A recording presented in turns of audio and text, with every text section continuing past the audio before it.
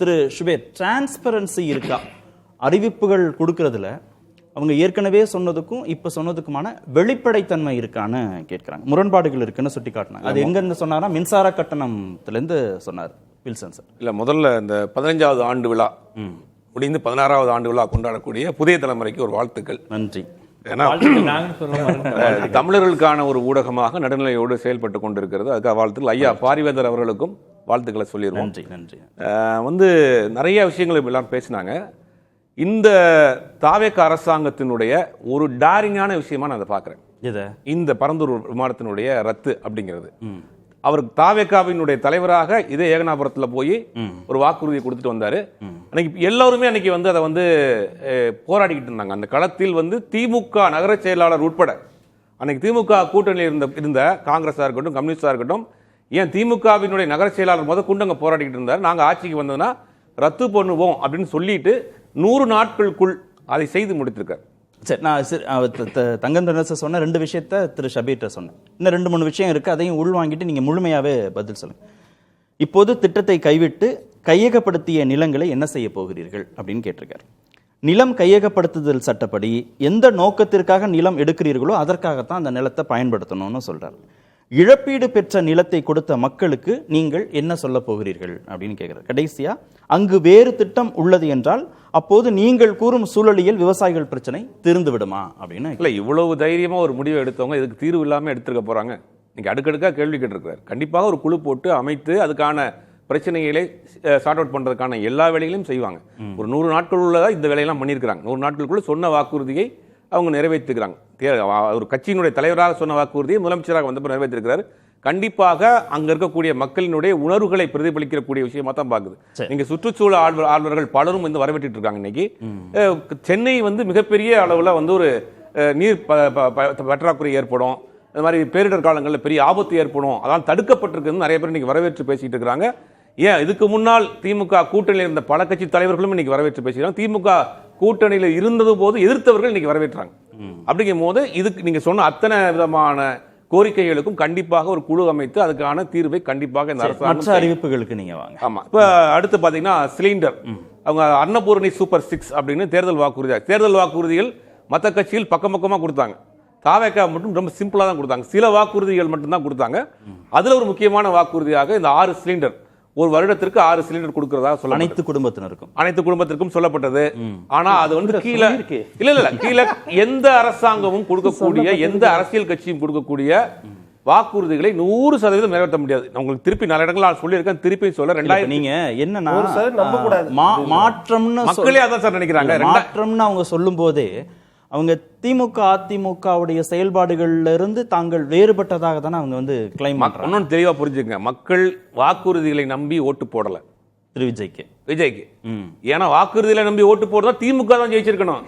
8000 ரூபாய் கொடுத்தாங்க. வீட்டுக்கு போய் என்ன வாங்க போறீங்க? தேர்தல் முடிந்த அன்னைக்கு என்ன வாங்க போறீங்க? உங்க வாஷிங் மிஷின் வாங்கிக்கிறீங்களா? இல்ல ஃப்ரிட்ஜ் வாங்கிக்கிறீங்களா? திமுக வாக்குறுதிகளை நம்பி இருந்தா திமுகவுக்கு தான் ஓட்டு போடல. இல்ல சார், இது ஜெயிச்ச பிறகு விஜயோட வாக்குறுதியை நம்பினதால விஜய்க்கு ஓட்டு போட்டாங்க. விஜய் அவர்கள் என்ற ஒரே வார்த்தைக்கு ஒற்றை முகத்துக்கு தான் ஓட்டு விழுந்திருக்காங்க. இல்ல சார், 35% பேர் ஓட்டு போட்டவங்க விஜய் சொன்ன வாக்குறுதியை நம்பி விஜய் செய்வார்னு ஓட்டு போட்டாங்க. திமுக சொன்ன வாக்குறுதியை நம்பினவங்க திமுக ஓட்டு போட்டாங்க. அதிமுக சொன்ன வாக்குறுதியை நம்பினவங்க அதிமுக. இல்ல அது எதுக்கு அந்த வாக்குறுதி சார் விட்டுறலாமே? அதான் சொன்னதுதான் சார் செஞ்சிருக்காரு.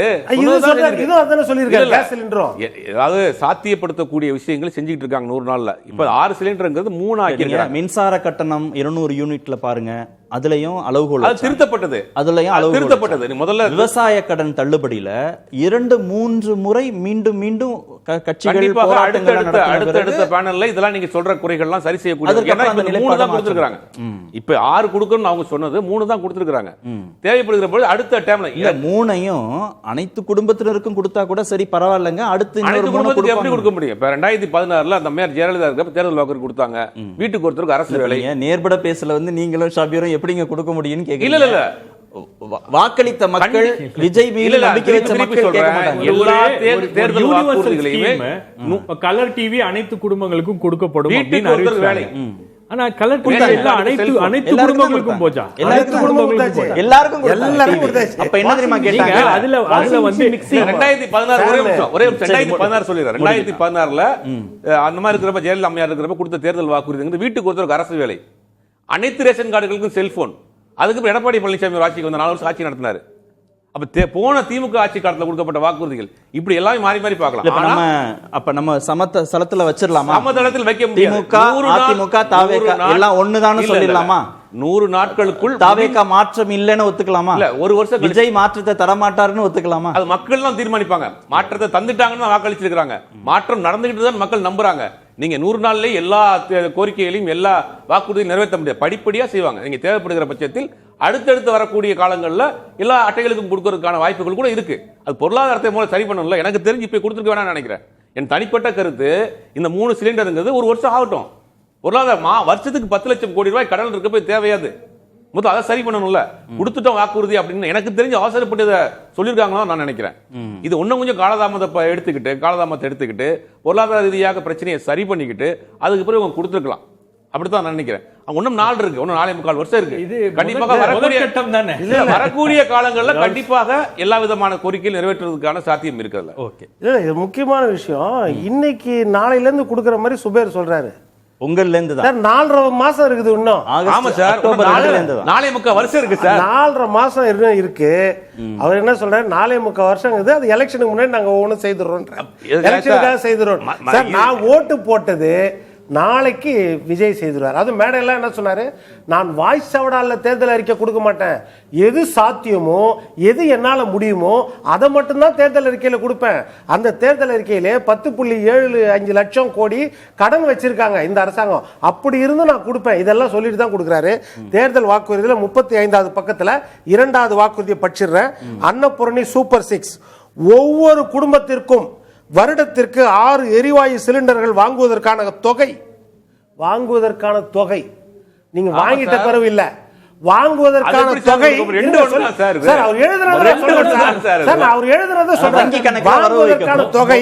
அவர்களின் வங்கி கணக்கில் நேரடியாக செலுத்தப்படும். நீங்க இதெல்லாம் சூழ்ச்சி வைப்பீங்க, அப்பாவி மக்களுக்கு தெரியாது சார். அப்பாவி மக்களுக்கு அதெல்லாம் தெரியாது. சுபேர் மாதிரி அவங்களாம் அறிவாளி கிடையாது.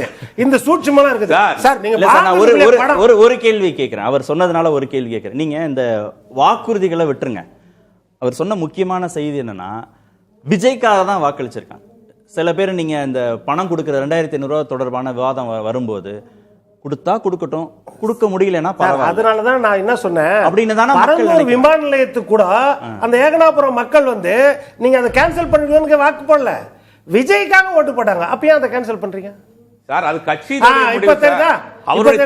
அவருடைய வார்த்தையும் முக்கியம், மனுஷன் எவ்வளவு முக்கியம்.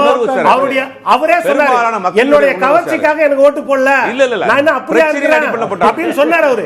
என்னுடைய வார்த்தைக்காக தான் ஓட்டு போடுறாங்க என்ன நம்பி இருந்தா அவரு தான் சொன்னாரு. அவருடைய வார்த்தையை சொல்றீங்க. நீங்க இப்போ அடுத்து நடக்கக்கூடிய இடைத்தேர்தலோ உள்ளாட்சி தேர்தலோ எந்த தேர்தலா வேணாலும் இருக்கட்டும், திரு விஜய் கொடுத்த வாக்குறுதியை நிறைவேற்றினாரா நிறைவேற்றவில்லையாங்கிற அளவுகோலின்படி அவருக்கான வாக்களிப்பு இருக்குமா, இல்ல திரு விஜய்க்கான வாக்களிப்பு இருக்கும்? சுபேர் வந்து விஜய் தான் அவர் கொடுத்த வாக்குறுதிகள் அவர் முன்ன பின்ன இருக்காரு, நிறைவேற்றாரு நிறைவேற்றல தாண்டி இன்னைக்கு மக்கள் வந்து பாத்துட்டு இருக்காங்க. ஒரு மகளிர் சொல்ல வச்சாங்க, ஒரு சாமானியன் இன்னைக்கு அரசு அலுவலகத்தில் போனா காசு இல்லாம வேலை பார்த்து வந்துட்டு இருக்கான். இது பெரும்பாலும் கொடுத்திருக்கு. பத்திர பதிவு பண்ண செய்ய அலுவலகமா இருக்கட்டும், ஆர்டிஓ ஆபீஸா இருக்கட்டும், இந்த மாதிரி அரசு மருத்துவமனையா இருக்கட்டும், சாமானியர்கள் போற இடங்கள்ல அவங்க திருப்தியாக மரியாதையோடு நடத்தப்படுகிறார்கள். இதெல்லாம் தான் தேர்தல் எதிரொலிக்குது சார். இதெல்லாம் தேர்தல் எதிரொலிக்குது சார். இதெல்லாம் தேர்தல் எதிரொலிக்குது. அப்ப ஏன் சார் குடுக்குறீங்க 3 சிலிண்டர் சார்? தேர்தல் வாக்குறுதி அப்போ அதுதான் சொல்றேன், நீங்க கொடுத்தா வாக்குறுதி ஒழுங்கா கொடுங்க. இப்போ 1,30,00,000 ரேஷன் கார்டுன்னு சொல்றீங்க. ரேஷன் கார்டுன்றது தேர்தல் அறிக்கையில 1,30,00,000 பேர் ஆண்டு வருமானம் 2 லட்சத்துக்குள்ள இருக்கணும்ன்றீங்க. சராசரி தனி மனித வருமானமே நம்மளுக்கு 3 லட்சம் கிட்ட வந்துருச்சுன்றீங்க. ஆனா தமிழ்நாட்டில் இருக்கிற 2.5 கோடி ரேஷன் கார்டுல 1,30,00,000 பேர் வறுமை கோட்டு கீழே இருக்கிறாங்க. இது முடிச்சிட்டேன்னு சொன்னாங்களா? இது முதல் கட்டம் இல்ல சார், வறுமை கோட்டு கீழே இருக்கிறாங்களா சார்? இது முதல் கட்டம் சார். முதல் கட்டம். அடுத்த கட்டத்துக்கு வளர்ந்துருவாங்களா அவங்க? நான் என்ன கேட்கிறேன், இந்த 1,30,00,000 எந்த அளவுகோல் சார்? இல்லங்க, இந்த 1,30,00,000 பேர் வில்சன் சார், இது முதல் கட்டமா? ஐயா, நான் என்ன கேக்குறேன்? ஒரு criteria சார், கொடுக்குறாங்க. எதுனா அடுத்தது அவங்க அந்த define பண்ணுவாங்க. சார், நீங்க சொல்ற அந்த criteria அது- எந்த legitimate reason? இல்ல. நம்பகத்தன்மையோட சொல்லுங்க. 1,30,30,000 இல்ல, பேர் கேள்வி என்னன்னா நீங்க எப்படி சரி, கண்டுபிடிச்சீங்க? இந்த ஸ்கீமை 1,30,30,000 ஒரு பேர் நிமிஷம், 2 வில்சன் லட்சத்துக்கு கீழே வில்சன் இருக்காங்க. சார், ஒரு ஒரே- முதலமைச்சர் வில்சன் சார், சட்டமன்றத்தில் ஒரே சொல்றாரு. நிமிடம். அதாவது ஏற்கனவே இந்த ஸ்கீமை extend பண்றதுங்கிறது புரியுது, குறித்து இல்ல. புரியுது. கார்த்தி, நீங்க நான் என்ன சொல்றேன்? ஒரு குடும்ப வருமானம் 22,000க்கு மேல மிகாம இருக்கு. ஏற்கனவே அவங்க 1000 ரூபாய் எப்படி கொடுத்தாங்களோ திமுக அரசு, அந்த அதுதான். டேட்டா பேஸ் ஆனா அதுதான் நீங்க பண்ணுவாங்க. சொல்லல. சார், ஏன்னா அதுதான் சார், கவர்மெண்ட் இருக்கிற அதுதான் டேட்டா. நான் அதுக்கு அதுதான் ஒரு கவர்மெண்ட் நிமிஷம் அவைலபிளா இருக்கிற சொல்லுங்க டேட்டா. சார். முதல்ல திமுக வந்து சார், முதல்ல அது இல்ல, இல்ல, ஐயா, available-ஆ ஐயா, இருக்கு. 22,000 பேர் 22,000 உடனே ரூபாய் 100 யாருன்னா, நாள்ல பண்ணணும்னா அந்த 1,06,00,000 data மட்டும் பேர் இருக்கு. நீங்க நல்லா தெரியும். 28 மாசம் கழிச்சு 2023 செப்டம்பர்ல கொடுக்கும்போது 1,06,00,000 பேர் தான் இந்த வறுமை கோட்டில் இருந்தாங்க. அப்புறம் பயங்கரமா வளர்ந்துட்டாங்க. இந்த தேர்தல் அப்போ எக்ஸ்ட்ரா ஒரு 17-27 லட்சம் பேர் அவங்களும் வறுமை கோட்டுக்குள்ள வந்துட்டாங்க. ஏன்னா திமுக ஆட்சி அந்த மாதிரி இருந்துச்சு. மறுபடியும் வறுமை கோட்டுக்குள்ள அதிகமா வந்துட்டாங்க. வந்த உடனே 1,30,00,000 ஆயிடுச்சு. இப்ப இவங்க என்ன சொல்றாங்க, 6 மாசம் கழிச்சு இன்னும் கொஞ்சம் பேர் வறுமை கோட்டுக்குள்ள வந்துருவாங்க எங்க ஆட்சியில, நாங்க 2 கோடி பேர் கொடுக்குறோம். என்ன சார் அளவீடு இது? இல்ல, எனக்கு புரியல. சார், நியாயமா இல்ல, செய்யுங்க. எனக்கு நியாயமா புரியல. செய்யுங்க. இல்ல, வில்சன் சார் சொல்றது பார்த்தா இடைவேளைக்கு பிறகு வீட்ல 5 பேர் இருக்காங்கன்னா 5 பேருக்கும் 6 சிலிண்டர் கொடுக்கணும்னு சொல்றாரு போல. 5 பேர் சார், வருமானத்தை நான் ஏன் சார், சேர்க்கறீங்க? நீங்க கொடுத்த அளவீடு சொல்லுங்க சார். நீங்க ஒவ்வொரு சார், நான் என்ன வருஷத்துக்கு சொல்றேன் சிலிண்டர் சார், அந்த ஒரு இல்ல, கோடி ஆளு சபீர், சார், சபீர், இல்ல, நியாயமா சார், பேசுங்க, 6 சபீர். சிலிண்டர் சபீர், கொடுக்கணும்னு வாதம் நான் என்ன பண்றேன். சபீர், இல்ல, இல்ல, சபீர், எப்படி ஒரு ஒரு நியாயம் குடும்ப இருக்கு? வருமானம் இடைவேளை, 2,50,000 வில்சன் எப்படி நிர்ணயிச்சீங்க? 2,50,000 எப்படி கண்டுபிடிச்சீங்க? சார், எப்படி கண்டுபிடிச்சீங்கன்னு கேக்குறேன். ஒரு அந்த criteria எப்படி? ஒரே ஒரு கேள்வி தான் எந்த சார். இடத்துல இல்ல, ஒரு available நிமிஷம், ஒரே இல்ல. நிமிஷம் சார், வில்சன் சார், இருக்கிற data-வை ஒரு வச்சுட்டு ஒரு அவங்க இடைவேளைக்கு போறோம். இல்ல, ஒரு நிமிஷம். நீங்க தமிழ்நாடு மாதிரியான வளர்ந்த மாநிலங்கள்ல தனிநபர் வருமானமே கூடி போன பிறகு நீங்க குடும்ப வருமானத்தை கொண்டு வந்து 2.5 லட்சம் மாசம் முதல்ல எல்லாருக்கும் யாருக்கு சேர்ந்து தேவை? 20,000 யாருக்கு அதிக அளவு தேவை இல்ல, இருக்கிறது? ஒரு எப்படி நிமிஷம், ஒரு ஒரு அதானே நிமிஷம் அங்க வருது. அதை நீங்க ஃபில்டர் பண்றீங்க. 1,30,00,000 இல்ல, ரேஷன் கார்டு. இடைவேளைக்கு பிறகு வரேன் சார். மூணு இடைவேளைக்கு இல்ல, பிறகு நீங்க இதான் சொல்லுங்க சார். இடைவேளைக்கு